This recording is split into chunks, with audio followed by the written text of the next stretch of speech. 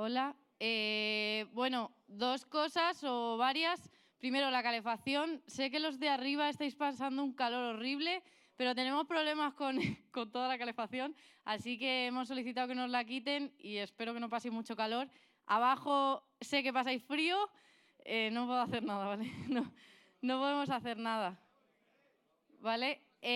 Otra cosa, para la charla hay un canal de preguntas que se llama @preguntasfwr en Telegram, ¿vale? Lo tiene puesto Jorge. Y después de la charla hay cerveza gratis que lo pone el patrocinador Tarlogic, así que os podéis quedar ahí tomando algo, ¿vale? Voy a presentar a Jorge. Me han pedido que no le presente. Es compañero mío, ¿vale? Y nos llevamos muy bien, es un genio y creo que se va a presentar él solo con la grandísima charla que va a hacer. Así que aquí os lo dejo. Un aplauso, por favor.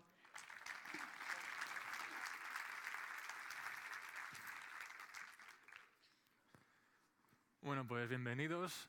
Voy a dar la charla de técnicas de evasión y antianálisis que se pueden encontrar en las muestras de malware. Lo vamos a dividir en tres partes, que van a ser antidesensamblado, antidebugger y antientornos virtuales. Y luego tengo intención de que demos un caso práctico de un malware real y que está pegando actualmente. Así que vamos a ello. Bien, la presentación, como ha dicho Tamara, la voy a hacer sencilla porque estas partes tampoco me gusta que se alarguen demasiado. Me dedico a análisis de malware, trabajo en un equipo de Threat Intelligence y si alguien al final de la charla se queda con alguna duda, me quiere preguntar algo, pues por Twitter o por LinkedIn me podéis contactar, o como si queréis que echemos un CTF algún día, pues también, lo que digáis. Bien, en cuanto a las preguntas, como os comentaban, hay un chat en Telegram con el handler preguntas FWR. Para agilizar las gestiones luego, pues podéis mandarlas por ahí, tanto preguntas como aportaciones o curiosidades que queráis decir. Y luego los compañeros de Followed by Rabbit pues nos las leerán en alto. Bien, vamos a ello. Vale, técnicas anti en general. ¿Para qué querría una muestra de malware implementar técnicas anti-análisis? Pues principalmente para dificultar la tarea de ingeniería inversa o para impedir el análisis de forma automática por entornos como Sandbox y demás. Al final se trata de que las campañas cuestan mucho dinero a las bandas criminales. Tienen que, de alguna manera, garantizar que el uptime sea máximo. Y para que el uptime sea máximo, pues estas técnicas ayudan a ganar tiempo. Al final, en una empresa, a no ser que tengan mucho interés en analizar al completo una familia de malware, si el tiempo que les va a costar analizarla va a ser superior a los beneficios que van a obtener de ella, lo más probable es que directamente pasen y vayan a otra cosa. Entonces, aquí es cuando estas técnicas ganan importancia. Si bien no son métodos que puedan mantener a raya a un reverser realmente experto, si se cuenta con menos experiencia sí que puede suponer un problema para hacer un bypass a estos trucos. Así que vamos a comentar los más importantes para que no nos pillen de improviso. Bien, en cuanto a desensamblado, aunque realmente las Jack Instructions no son una técnica de anti-disassembly, generan mucho ruido. Serían todas estas que tenemos por aquí. Si os fijáis, son modificaciones random en registro. Si alguien no se da cuenta, podría pensar que pues, a lo mejor es un cifrado o algún encoding o alguna cosa extraña, pero realmente el valor del registro EDI se está modificando de manera aleatoria. De hecho, si os fijáis, luego al final se va a sobreescribir aquí abajo del todo. Se va a hacer un pop NDX con el primer valor que haya en la pila y luego el segundo que haya va a sobreescribir el registro EDI, que es el que tiene todas estas operaciones de escritura en toda esta sección de código. De hecho, ninguno se mueve a memoria, por lo que en el momento que aquí se pise, todas estas instrucciones no valdrían absolutamente de nada. Realmente no afectan al flujo del programa se podrían eliminar y no cambiaría el estado del código. Y como os digo, si no tenemos en cuenta que esto es una técnica para oscurecer el código, se perdería muchísimo tiempo en tratar de tracear pues, todas estas instrucciones.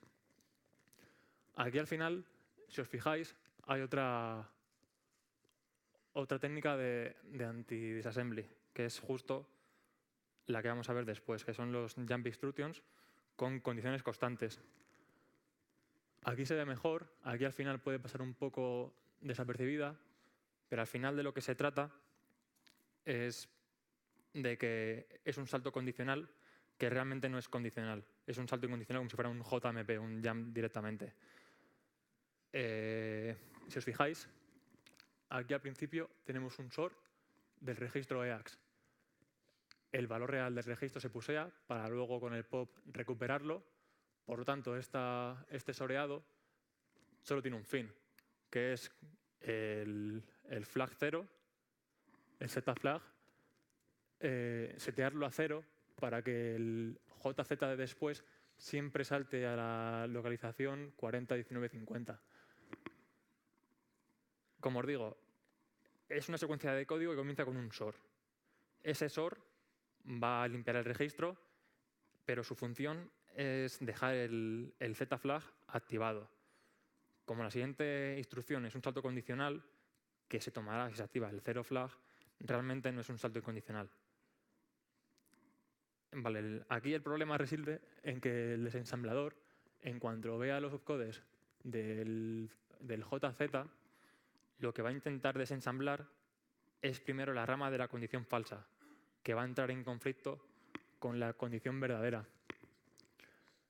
En este caso, no importa mucho, pero por ejemplo, si fuera un salto al byte inmediatamente siguiente, se rompería el desensamblado, porque en ese caso IDAPRO o el desensamblador que estemos usando, a partir del JZ intentaría tomar todos los opcodes como que pertenecen a una instrucción, cuando realmente es un truco del programador o del ofuscador para romper el desensamblado y dificultar el análisis.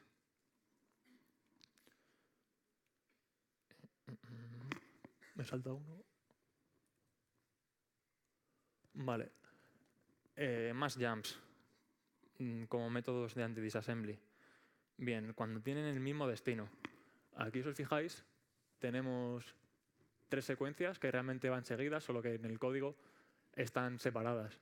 Pero aquí arriba, cuando saltemos a la 41C27, estamos viniendo aquí. Y aquí cuando vengamos a la 41BF6, estamos viniendo a esta de aquí. Por lo tanto, este código se va a ejecutar de manera secuencial. El truco anti-disassembly es parecido al que hemos mostrado antes. Sin embargo, aquí en lugar de jugar con los flags para hacer los saltos condicionales y condicionales, lo que se establece son 2 condiciones contrarias que van a saltar al mismo destino. Por tanto, siempre se va a llegar al destino que acompaña a las instrucciones de salto. Bien si algo está por encima de un valor o si está por debajo, saltas a la 41C27. Eso no es un salto condicional, es incondicional.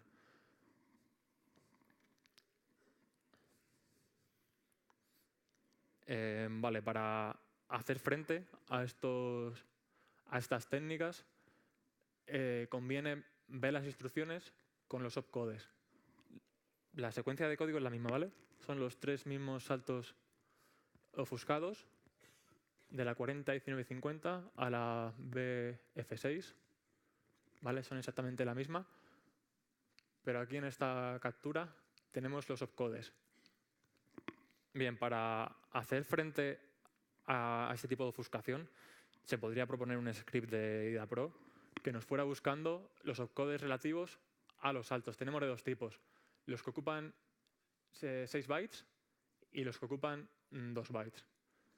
Si os fijáis, en el caso de los jump below o not below, tenemos que es 0F, 82 y luego 0F, 83. En el caso de los que son solamente 2 bytes, son 77 y 76. y aquí serían F88 y F89. Por lo tanto, para establecer un código que de forma automática me pueda parsear un desensamblado y busque este tipo de ofuscación, buscaríamos los opcodes relativos a este tipo de saltos y podríamos realizar una resta cuyo valor absoluto nos diese un valor de 1. Si restamos este grupo de opcodes o este grupo de opcodes o este grupo de aquí, al final nos quedaría siempre un valor absoluto de 1, pudiendo identificar los jumps con el mismo destino. ¿Para qué querríamos identificarlos? Pues principalmente para parchearlos. Si va a ser un jump que siempre va al mismo destino y la única función que tiene es romper el desensamblado que aparezca después, porque por ejemplo, aquí, si os fijáis, tenemos código, pero aquí luego ya tenemos bytes sueltos que no hacen nada, aquí un push eddy, y si os fijáis, esta parte de código jamás se va a ejecutar, porque si tengo algo que sea menor que un valor o mayor que un valor, es decir, el 100% de los casos, salto. Por tanto, ¿esto cuándo se ejecuta? Pues nunca.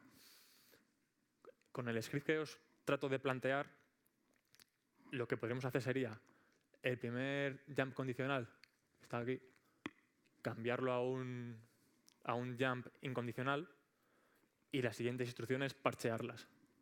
También hay que fijarse en que el salto, el destino, en este caso tiene que diferir 6 bytes y en este de aquí tiene que diferir 2 bytes, que es el tamaño de la siguiente instrucción. Son saltos a una distancia relativa de la instrucción en la que nos encontramos. Por ejemplo, esto de aquí está en Little Endian, esto sería una distancia de 0,2 de 1. Y la otra, como está 6 bytes más adelantada, pues son 6 bytes menos, de 0,2 CB. Aquí CD, la que está más lejos, y CB, la que está 2 bytes más cerca. Si sumamos 2 a CB, pues sería CC y CD, 2. O en el caso de que sumemos 6, por ejemplo, de la 1.59, pues sería 1.59, 1A, BCD y F. ¿Vale? Tenemos esta distancia de 6 bytes. Con estos dos pequeños trucos que os digo, de que el valor absoluto de esta diferencia sea 1 y que la diferencia de estos sea 6 si es una instrucción de 6 bytes, o que sea 2 si es de 2 bytes, se podría sobreescribir bastante parte del código y daría lugar a un desensamblado ligeramente más amigable. Para que veamos una muestra que implemente estas técnicas, porque esto lo he sacado de un malware en concreto, las tres técnicas, de FinSpy. FinSpy es un spyware, creo que en otra charla se ha comentado algo de esta muestra. Es supuestamente utilizado por agencias gubernamentales para vigilancia y espionaje y implementas varias técnicas de anti-disassembly. Y cuando consigues superar esta capa de antidesensamblado, te encuentras con una máquina virtual, que creo que un compañero ya ha propuesto una herramienta para hacerle frente. Pero bueno, eso ya es otro nivel. Vamos a abrir el IDA para que veáis.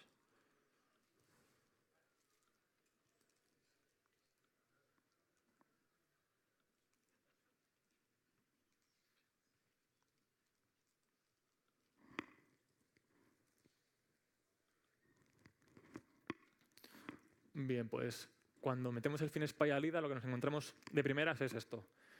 Y esto ya podría considerarse una capa de ofuscación en sí misma, porque para encontrar el main con el código que te meten los compiladores, pues hay que dar un par de vueltas.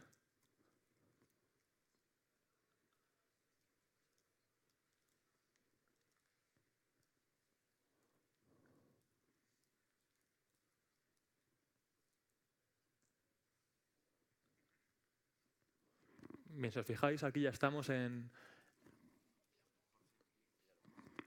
¿Se ve pequeño? O no se ve nada, ¿no? Vale, un segundo que lo tengo aquí en la otra pantalla.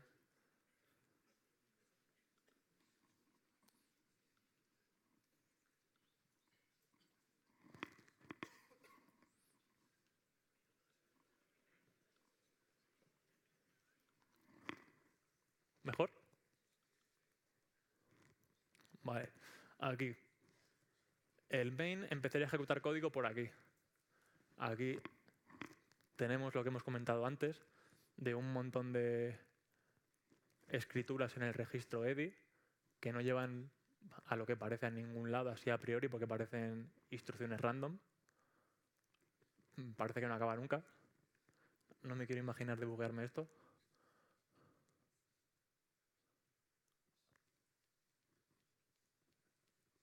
Y así se nos puede ir la vida. Aquí ya hay algo que me interesa. Aquí este pop va a sobreescribir el registro EDI, como hemos comentado. Luego ya se pusieron unos valores a la pila. Mira, antes hemos visto un SOR con registro, y aquí lo que se hace es restar al registro FX el registro FX. Esta operación, por tanto, va a dar un valor 0 y nos va a activar el 0 flag, que va a hacer que este salto condicional se convierta en incondicional. Que a ver a dónde nos lleva.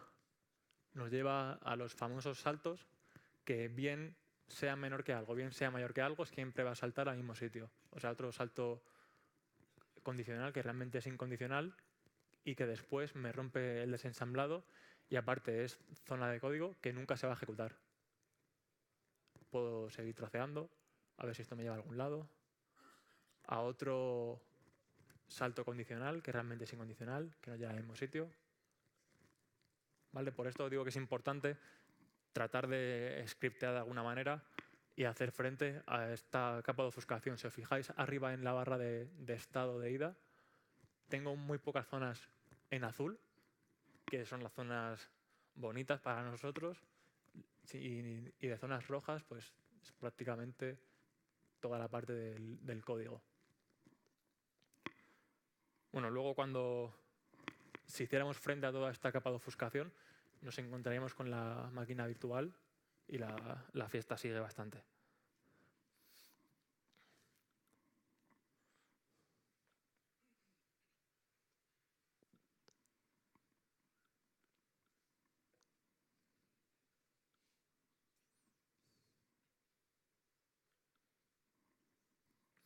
Bien, seguimos con técnicas anti-debugger.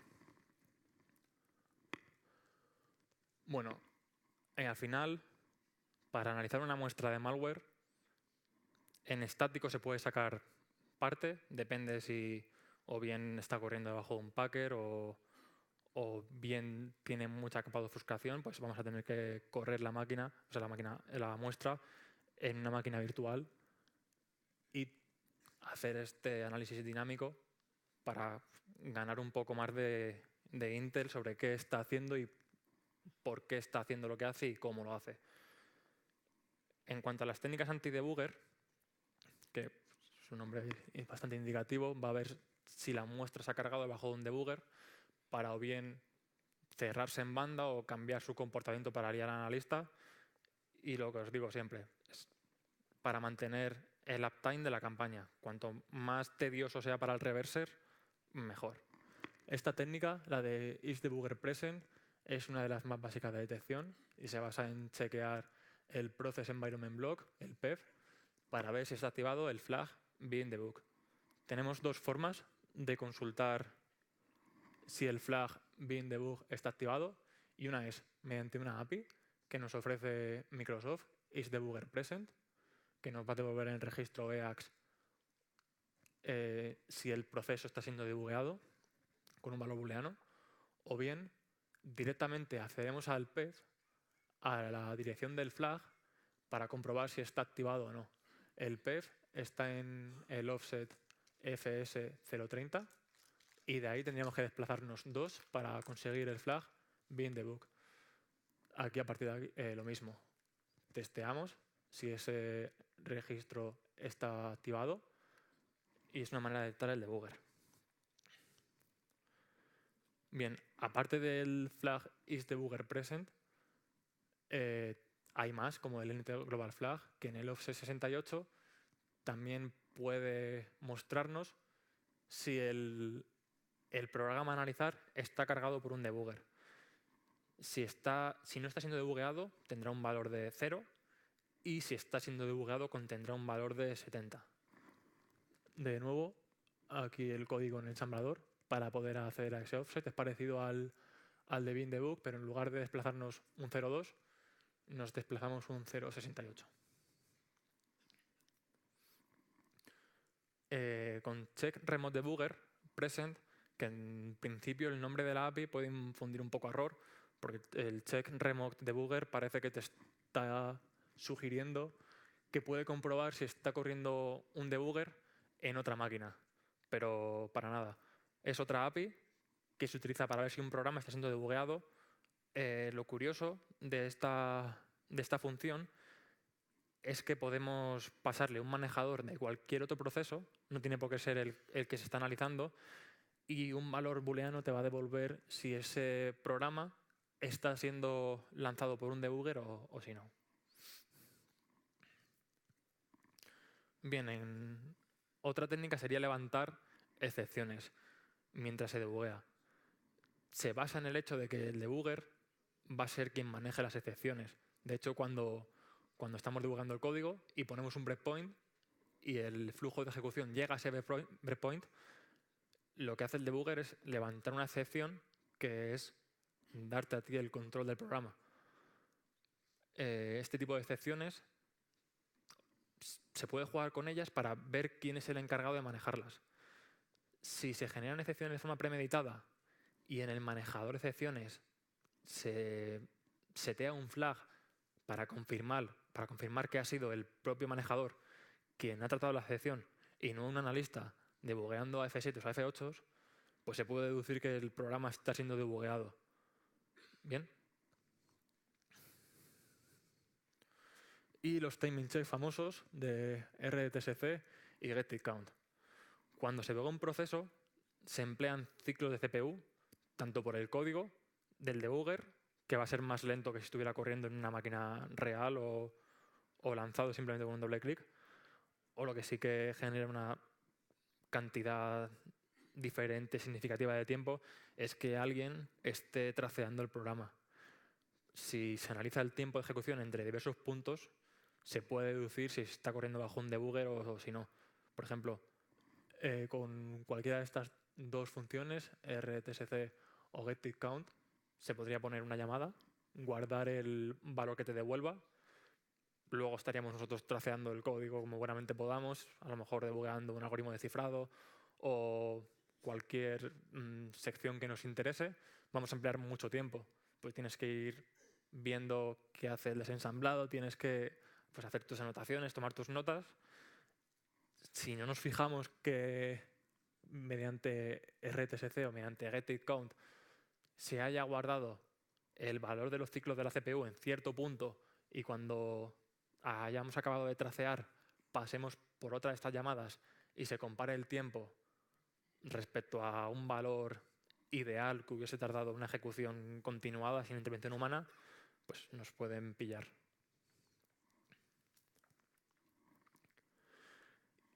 Otra pega de los debuggers es que generalmente un proceso tiene como padre a explorer.s, que es lo que generamos cuando hacemos doble clic en un ejecutable.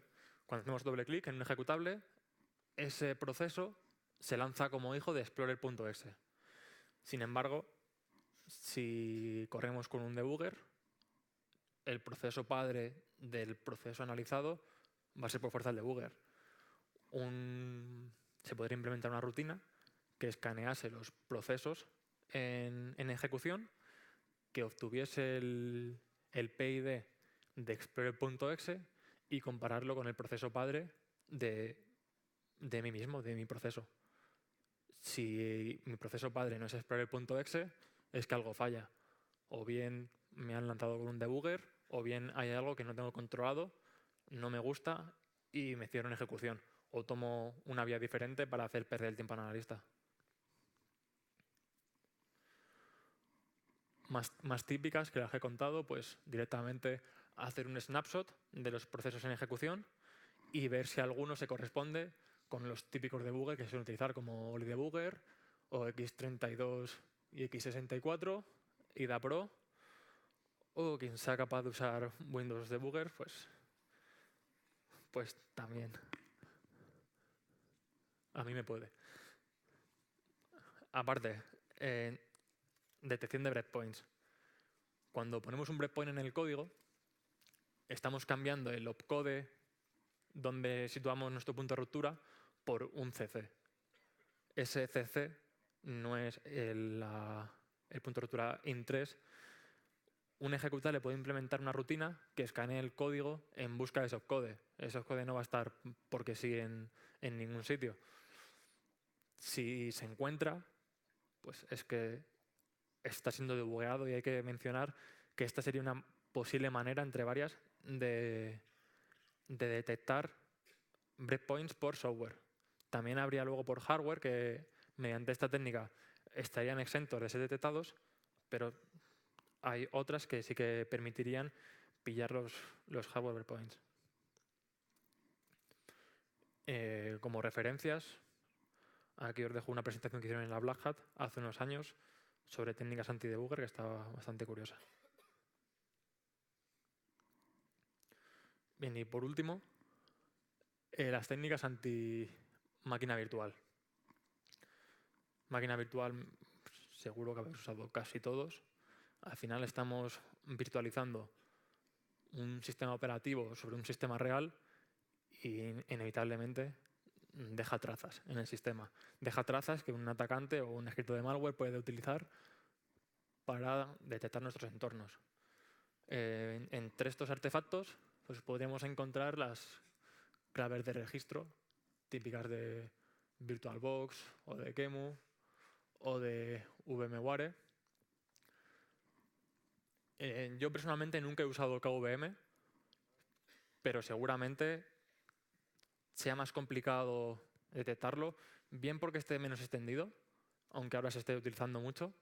Si alguien quiere poner algo por el canal de preguntas, alguna aportación sobre detección de entornos virtuales sobre KVM, pues perfecto, porque así aprendemos todos. Ya os digo que no es frecuente encontrar chequeos de KVM, sin embargo de VirtualBox y de VMware sí que es bastante frecuente.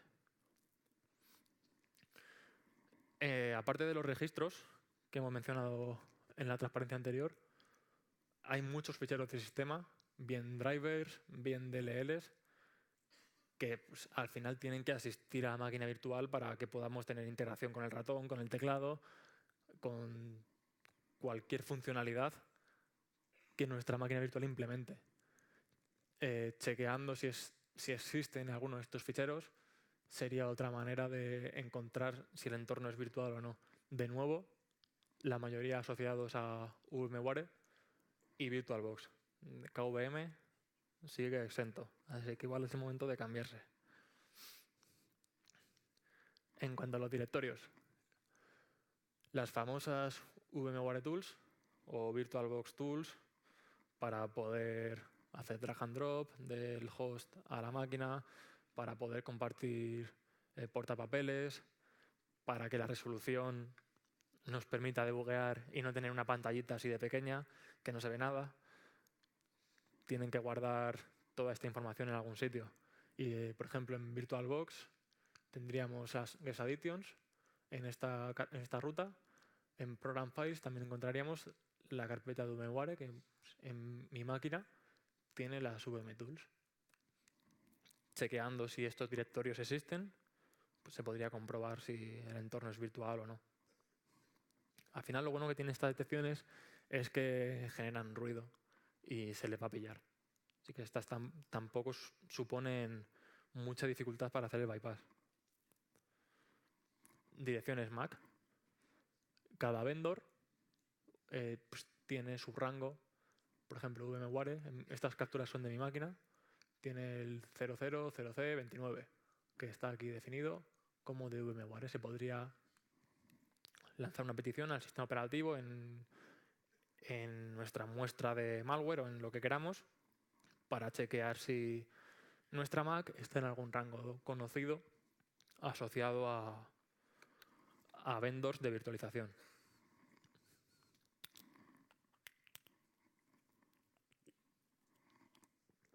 Perdón. Bien, más los procesos que están corriendo asociados a los entornos virtuales. Hayamos introducido antes las VM Tools. Pues no es broma, aquí están corriendo, es un mal necesario. Tampoco hay mucho malware que se dedique extensamente a la detección de entornos virtuales, pero existe y estas técnicas hay que conocerlas. De nuevo, ¿echáis aquí algo en falta? KVM, ¿no? Bien, de VirtualBox pues, tenemos sus servicios, de VMware tenemos unos cuantos más. Como decíamos antes, se van a encargar de que podamos bien redimensionar la pantalla, bien compartir portapapeles y esas funciones sin las que pues haría nuestro trabajo bastante más tedioso. Si tuviéramos que estar pasando todo por un server de Python o algo por el estilo, o trabajar con una resolución en la que no se viese absolutamente nada. Vale, vamos a pasar a unas técnicas de detección un poco más complejas. Vamos a utilizar ahora instrucciones que se pueden utilizar expresamente para la detección de entornos virtuales.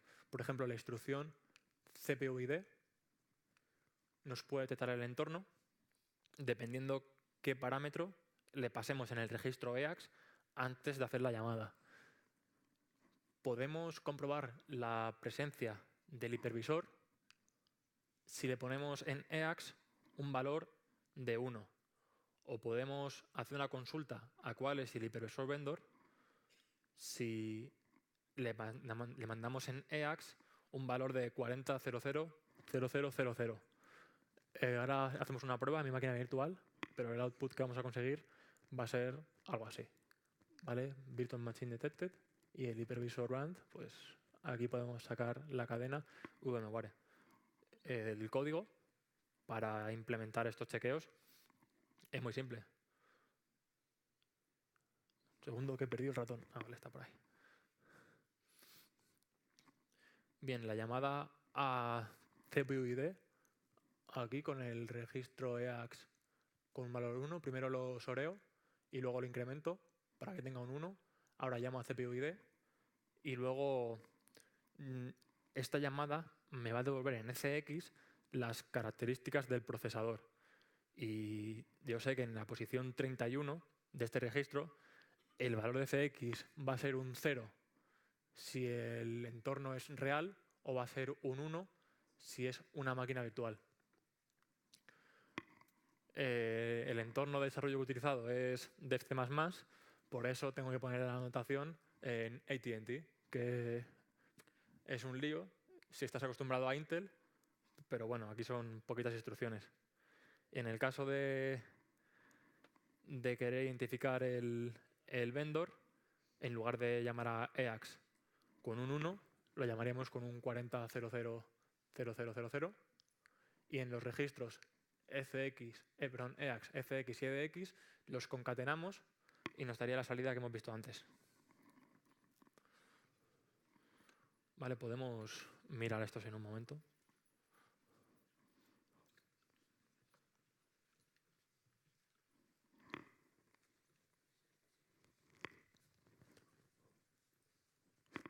Se ve un poco borroso, ¿no? No se ve nada de por allí. Es que por mucho que lo haga grande se va a seguir viendo mal. Vamos a probar.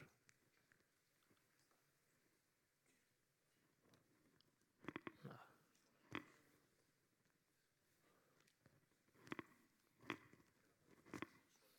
Nada, si esto suponía que iba a pasar, así que por eso había tirado las capturas.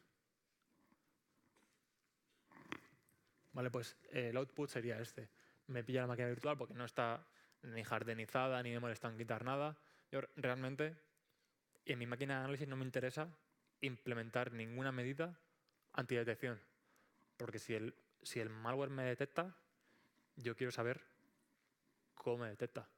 No es que digamos que es una sandbox que quiero que me dé reportes siempre y demás.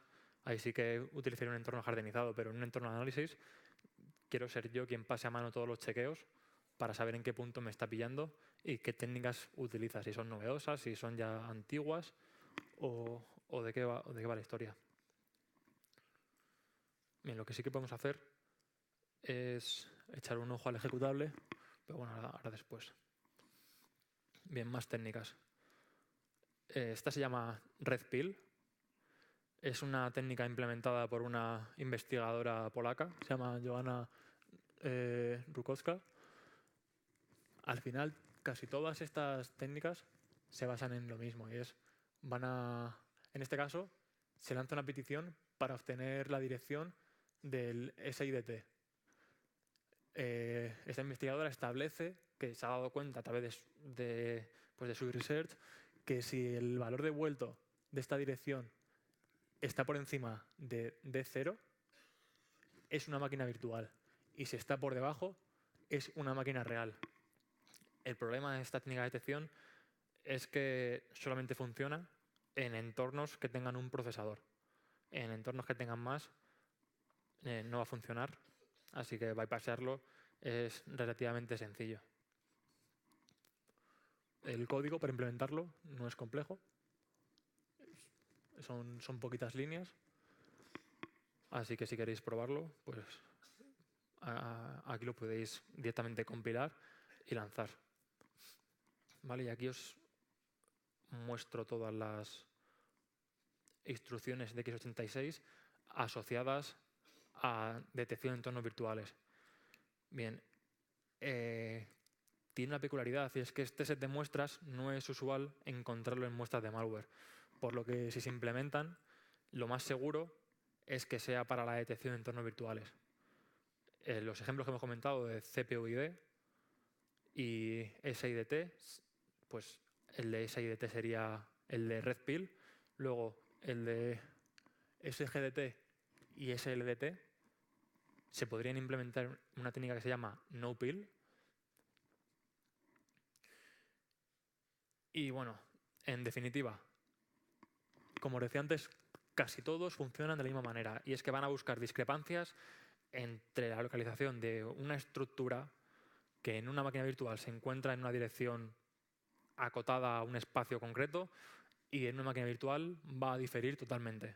De esta manera, pues se pueden ver si estas diferencias son determinantes para determinar que es un entorno virtual donde estoy corriendo. Bueno, por último, la de IN, esta sí es un poco diferente. Esta lanzaría peticiones al puerto de comunicación in-out de VMware. Aquí nos permite incluso conocer qué versión de VMware se está utilizando. Lo atractivo es que no son instrucciones que vayamos a encontrar en software legítimo. Pues es muy raro encontrar estas instrucciones, así que se pueden detectar con este pequeño script de IDA Python. Se puede recorrer el código viendo si la instrucción a ejecutar es alguna de ellas y luego pues podemos levantar una alerta que nos indique si hay instrucciones anti-máquina virtual, cuántas hay y dónde están. Y a mí en este caso también me lo colorea para que lo vea bien. Vamos a hacer una prueba.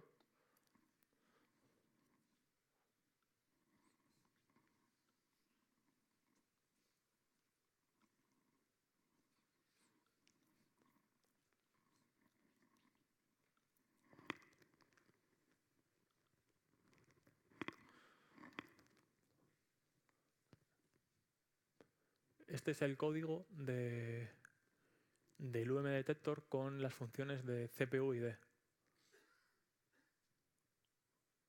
Vale, por aquí ya veo una. Vamos a correr el código de detección.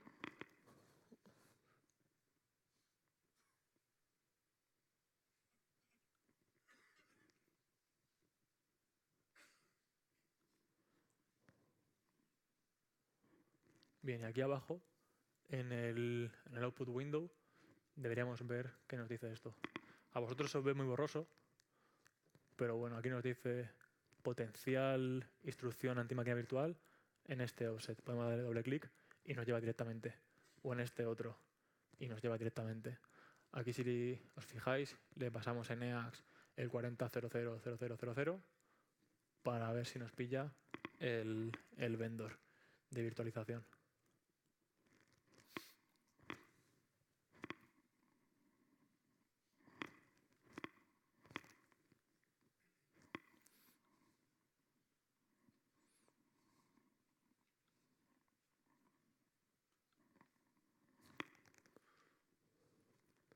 Bueno, el script este está para pillarle y correrle directamente, así que también cuando pilléis las transparencias podéis hacer todas las pruebas que queráis o modificarlo a vuestro gusto para que os pille, aparte de instrucciones anti-máquina virtual, lo que os parezca. Por si acaso no iba a funcionar la POC, he hecho capturas. Aquí sí que se ve mejor cómo están las potenciales instrucciones anti-máquina virtual con la dirección en la que se encontrarían y la cantidad de ellas, y nos lo colorearía de esta manera. Bien, en el caso de que tengamos que correr una muestra que implemente fuertes técnicas de máquina virtual y las técnicas de detección nos puedan, pues se puede siempre correr una máquina física. No en el entorno de producción, obviamente, pero sí que se puede montar una máquina física que esté totalmente aislada de la red para realizar este tipo de análisis. Presenta la desventaja de que puede llegar a ser tedioso la restauración de los equipos una vez concluido el análisis, pero existe software, como por ejemplo Deep Freeze, que permite congelar la configuración del equipo y seguir trabajando sobre él. Sería el equivalente de tomar una instantánea en una máquina virtual. Tras un reinicio, después de lanzar Deep Freeze, pues los cambios no deseados se eliminarían y se revertiría el estado del equipo al previo al estado congelado, donde supuestamente tenemos que tener el sistema limpio y libre de infección. Para detectar entornos virtuales podemos hacer pruebas con Puffies, que es bastante conocido, es un poco antiguo, y Alcacer, que tiene menos tiempo e implementa técnicas bastante curiosas. Están bastante bien las dos. Y este tutorial de hardening de máquinas virtuales yo lo hice hace un tiempo y está bastante curioso y me da muy buenos resultados. Sobre todo si queremos montar algún sistema automático tipo Cook o derivados, pues correrlo sobre una máquina hardenizada tiene sus muchas ventajas. Bien, y ahora un caso práctico, porque toda esta parte siempre da la sensación como que queda muy teórica y que realmente no tiene por qué ser lo que se pueda ver en un caso real de malware. Antes de meternos de lleno con el fichero que he elegido, comentar que las técnicas implementadas en el malware pueden no ser tan ideales como mirar si existen las VM Tools o si existe la carpeta VMware en Program Data. Por ejemplo, nos pueden fichar si la fecha de instalación del equipo es antigua o es nueva, la cantidad de memoria RAM que tenemos o el tamaño de disco. También se vio hace un tiempo que los propios doc, los downloaders, chequeaban mediante macros si había actividad reciente del usuario con otros ficheros. De esta manera puedes ver si es realmente un equipo que use un usuario normal o si es un entorno que está más preparado para análisis. Para comprobar, por ejemplo, si has hecho un unpacking de la muestra antes de analizarla, que es totalmente necesario en el caso de que quieras mirar en estático un malware, pues se puede implementar una comparación de tamaño de si lo que estás corriendo tiene el mismo tamaño en disco que lo que tú esperas que tuviera una vez empacado.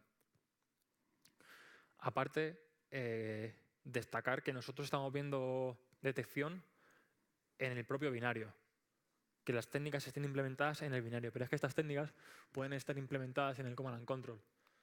¿Cómo se haría esto? Pues, por ejemplo, Dridex o Emotet. Emotet ha pasado de ser un troyano bancario a una muestra que se ha especializado en la distribución de malware de terceros.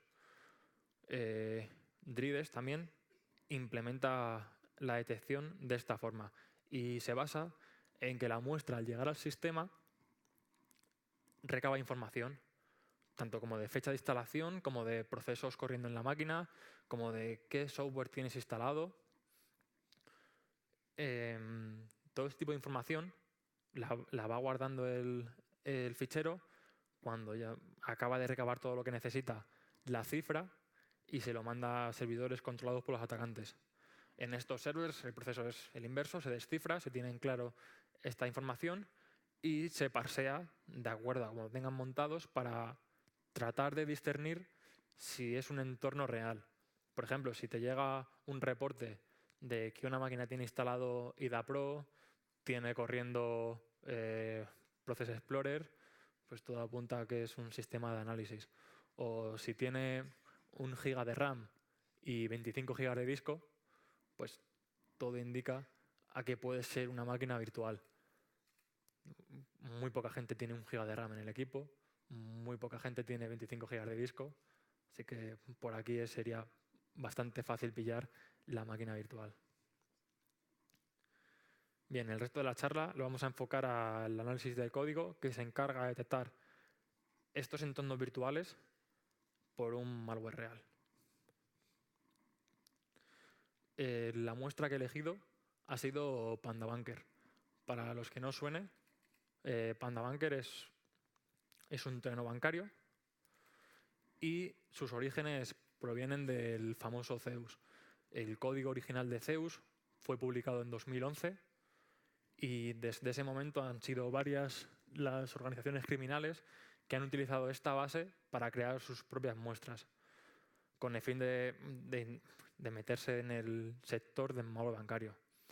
Una de estas variantes, de las más avanzadas, podría ser PandaBunker, que también se conoce como Zeus Panda, y que a fecha de hoy es de los troyanos bancarios más activos, junto con Tripbot y con Dridex. En cuanto a los vectores de infección, para que un equipo llegue a alojar un PandaBunker, pues es frecuente observar campañas de mal spam con adjuntos que tratarán de instalar esta muestra, o aparte se puede encargar la distribución a terceras muestras de malware, como hemos dicho antes, Emotet o Hanzitor, se dedican a esta distribución.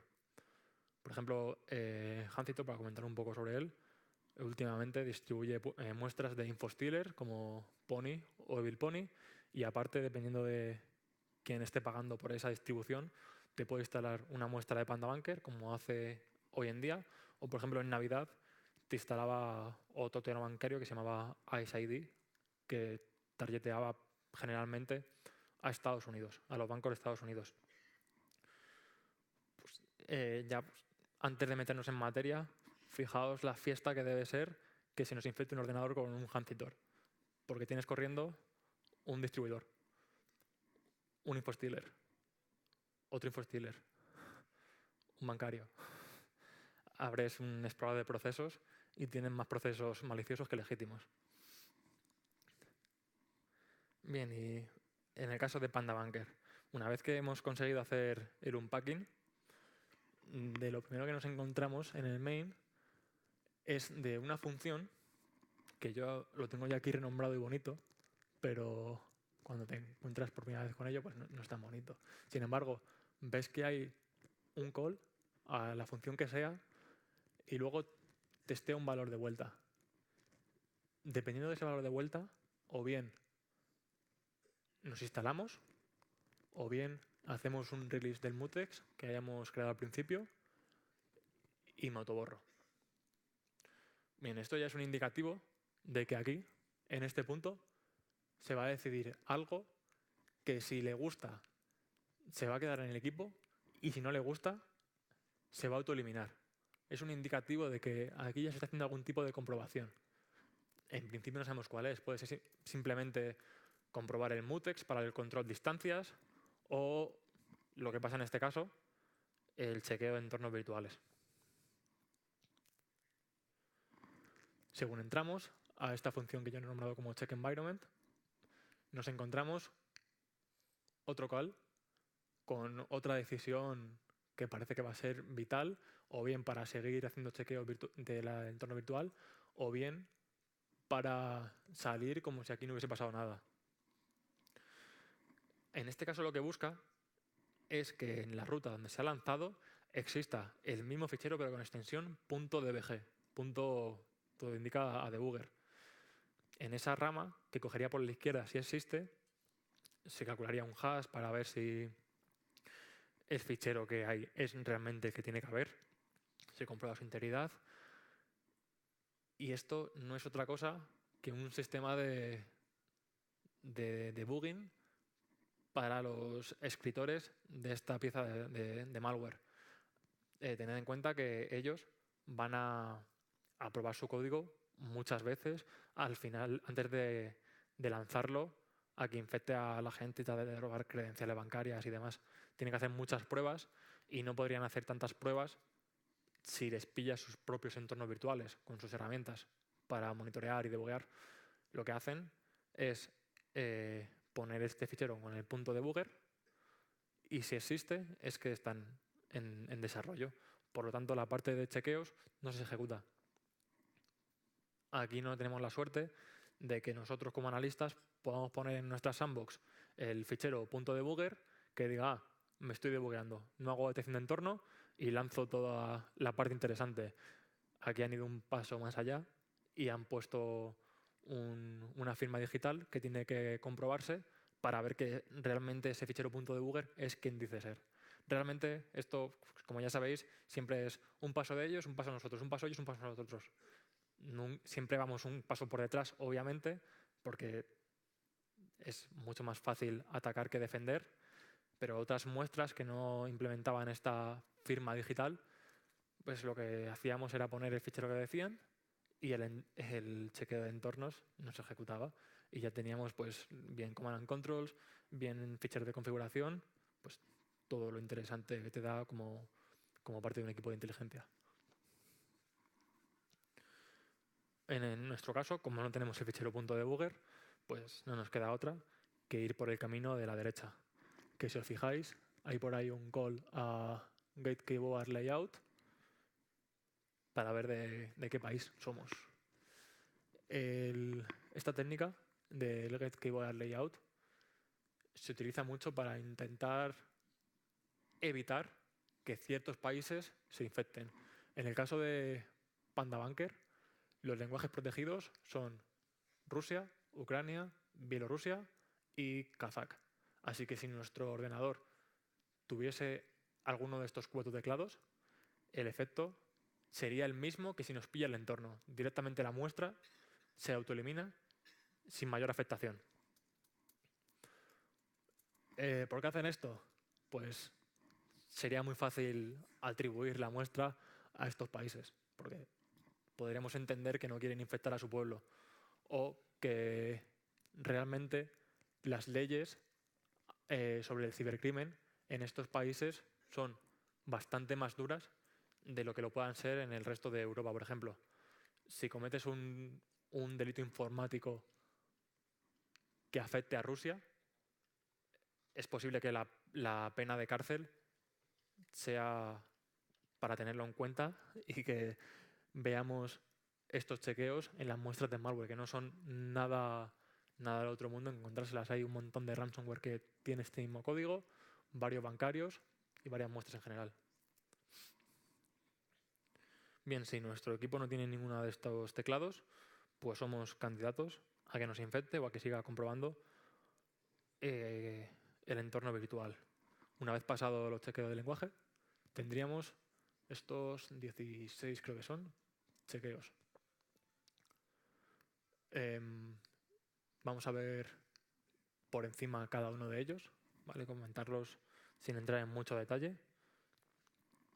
Bien, el primero sería para la detección de 2 ficheros en concreto, que serían PopAkiller y Stimulator. Ambos se comprueban con un check file. Lo que hace es intenta abrirlo con un create file y si bien existe, pues es que el fichero se encuentra en la máquina, o si se devuelve algún error, es que no ha podido encontrarlo. El segundo chequeo sería para otro fichero que se llama execute.exe, pero este está en la ruta tools.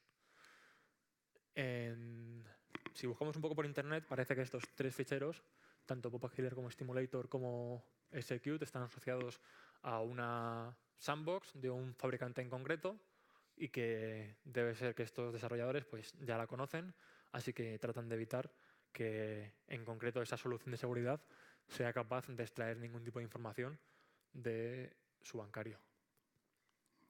Sandboxy, que seguro que la conocéis todos, otra sandbox, la intenta detectar mediante una librería que la caracteriza.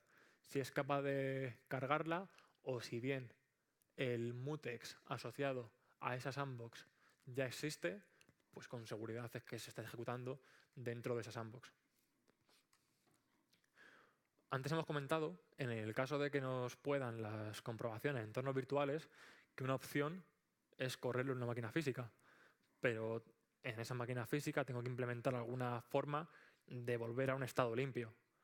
Yo he comentado que con Deep Freeze se podría hacer, pero eso lo sé yo y lo saben los de PandaBunker. Así que si el mutex que identifica a la ejecución de Deep Freeze existe en el sistema, es que se está ejecutando en un entorno de análisis. Aparte, Wireshark deja este artefacto y si está corriendo el proceso es que estamos iniciando tráfico, así que otra técnica para pillarnos. Bueno, Wine, para los que no sepáis lo que es una reimplementación de la API de Windows para sistemas basados en Unix. Si tenemos esta función por alguna parte o esta clave de registro, también se podría identificar que tenemos Wine, que no es algo que tuviera un usuario del día a día, vamos a decir. Y bueno, procesos asociados a herramientas de análisis tenemos unos cuantos. Tenemos Process Hacker para mirar qué procesos están corriendo en la máquina, acceder a su memoria. Tenemos Immunity Debugger. Tenemos Process Explorer, parecido a Process Hacker. Más chequeos. Tenemos Procmon, Process Monitor, Rexot para tomar instantáneas de las claves de registro. Está interesante para ver, por ejemplo, cómo consigue persistencia o si se copia en el registro algún malware. Esta herramienta, tomamos un snapshot con la máquina limpia, infectamos y otro snapshot y comparamos las dos a ver qué claves de registro han cambiado. Y luego, por supuesto, IDA Pro, a ver si está entre los procesos en ejecución. Lenguajes como Perl, el AutoSexe, que es para compilar scripts de AutoIT. Y Python es especialmente interesante, sobre todo para la gente que trabaje con Cuckoo Sandbox. En entornos como Cuckoo, este proceso de Python va a estar corriendo siempre. Entonces, si esta muestra de PandaBunker nos detecta que está corriendo Python, se va a cerrar y Cuckoo no nos va a sacar ningún tipo de información. Tendríamos que implementar alguna técnica de enmascarar el proceso de Python para que este chequeo fuera bypasseado. Si no, se va a borrar a sí mismo. Y por último, tendríamos artefactos asociados a debuggers y a software de monitorización, como Regmon, Filemon y TRW, que es un debugger de sistemas Windows de NX. Todos ellos se comprobarían con un create file a ver si la llamada falla o tiene éxito. Este bucle se implementa aquí, en este call EAX. Accederíamos a cada una de las funciones que hemos visto por encima. ¿Para qué? Si se encuentra si alguna búsqueda tiene éxito, se pondría en el registro EAX un 1. Y si no se encuentra nada, el registro EAX se limpia con un sort para setearlo a 0. De esta manera, con el registro EAX en 0, Panda se instalaría en alguna parte del sistema que él eligiese como adecuada para instalarse y se lanzaría desde su nueva localización. Con esta parte ya tendríamos bypasseadas o analizadas todas las técnicas antimáquina virtual de PandaBunker. Recordaos otra vez el canal de preguntas FWR o aportaciones que queráis hacer, todo bienvenido. Vamos a tomar una cerveza, pero antes, si tenéis alguna pregunta.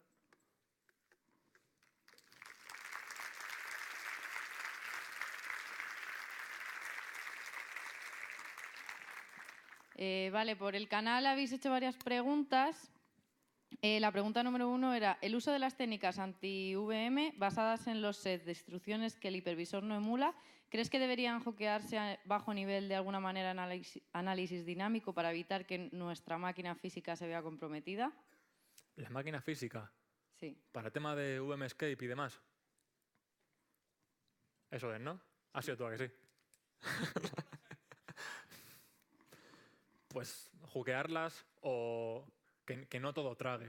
O sea, yo sí que veo bien que si son instrucciones que un procesador no tiene por qué correr, o bien que se alerte de alguna manera, o bien que directamente no puedan correr y ya está. Vale, la segunda pregunta también del mismo. Y respecto a la ruptura del desamblado de ida, ¿crees que la mejor manera es el salto a OP-codes pertenecientes a una instrucción para ejecutar otras? ¿Cómo? Léelo. Pregunta 2. Respecto a la rotura del desemblado de ida, ¿crees que la mejor manera es el salto de codes pretendientes?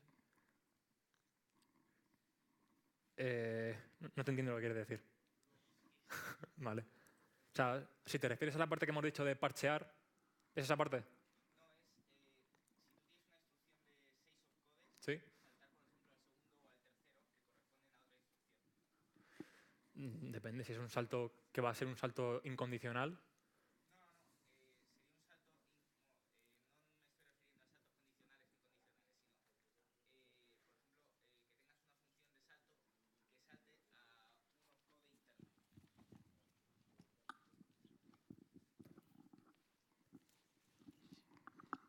Bueno, ahora sí se me escucha mejor. Sí. Vale, imagínate que tienes una instrucción de 6 opcodes Ujú. que lo que hace es saltar internamente a su segundo o tercer opcode porque a lo mejor dependen, a lo mejor son otra instrucción en sí misma. No sé si eso alguna vez lo has visto porque no lo he visto comentado y digo, esa a lo mejor no sé si es la manera de romper ida porque eso no lo va a coger nunca Sí, a no ser que eso estés es una técnica, debugueando. pero directamente para romperlo sin más. O sea, no tiene otro propósito. Sería, bueno, no sé si a lo mejor puedes utilizar esa instrucción interna o es simplemente para fastidiar el desensamblador. No sé, nunca lo he visto. Vale, y hay una última que es, como indicas que el malware comienza con un chequeo de entorno y si le parece un entorno de análisis se autoelimina, ¿no sería bueno un sistema implementado por soluciones de que engañara a esta detección y siempre le diera un aspecto de entorno virtual o de análisis y así evitar infección? Para entornos reales, ¿no? Eso se hace. Vale. Hay sistemas, hay pues técnicos de IT que, de hecho, igual que hay técnicas de jardinizar máquinas virtuales, hay técnicas para que un entorno real parezca virtual, para que en el caso de pillar algún malware de estos, erróneamente decida que es un entorno virtual. Vale, pues ya está. Muchas gracias, Jorge. A Bueno, vosotros. me han dicho una última pregunta, pero no la han puesto por el grupo. No sé si lo sabéis, pero Jorge está primero en el CTF de Atenea y han dicho que si les rulabas alguna flag por una cerveza. Me lo pienso. Vale, ahora tenemos cervezas ahí fuera, ¿vale? Así que muchísimas gracias a todos y os esperamos mañana.